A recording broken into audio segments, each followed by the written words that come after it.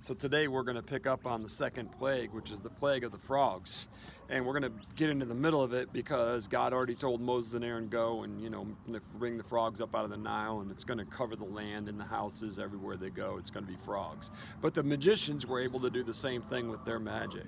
They too caused frogs to come up on the land of Egypt. Then Pharaoh summoned Moses and Aaron and begged, plead with the Lord to take the frogs away from me and my people, and I will let your people go so they can offer sacrifices to the Lord. You set the time, Moses replied. Tell me when you want me to pray for you, your officials, and your people. Then you and your houses will be rid of the frogs. They will remain only in the Nile River. Do it tomorrow, Pharaoh said. All right, Moses replied, it will be as you have said. Then you will know that there is no one like the Lord our God. All right, so guys, this is some crazy stuff here, isn't it? I mean, when we read that, it's like, what in the world's going on here? The amazing thing, a couple things I want us to see here is this, that even though the magicians could replicate what God did, they could not stop what God did. So that's pretty awesome, and that's really important for us to hear, right? They could mimic God, but they could not stop God. They could not stop the frogs from coming. They could only mirror what God had done and create more frogs, which did not help the situation at all. So now Pharaoh is forced to come to Moses, and if you notice, something has changed.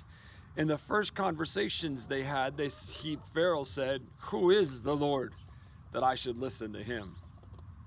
Now he comes to him and says, please go and beg the Lord to take the frogs away from me and my people. There's an awakening starting to happen, and an understanding that there's something to this God that Pharaoh is beginning to see.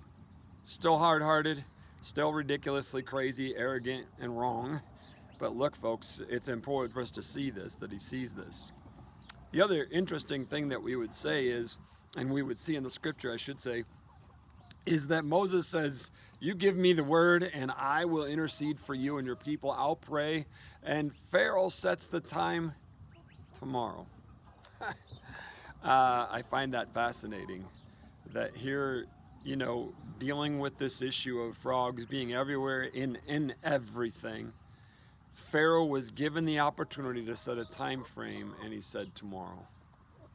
Why is it that we always want to procrastinate things? I can't tell you how many times I hear people saying, and I know this, I want to talk about people. Let me just go back in my own life. I remember when God was talking to me about things, and I was like, I will. Now, in myself, I really believed I would. But the truth of the matter was, all I was doing is procrastinating and putting something off that God wanted to do right now. So whatever's happening, I want to encourage you not to procrastinate, but do what God's asking you to do today. And he has opened the door for us to pray, live, be, and be strong in our relationship with him. And therefore, take advantage of today. Don't wait for tomorrow. Don't put anything off that God has asked you to do today. No procrastination. Let's do it. God's God. Let's be his church.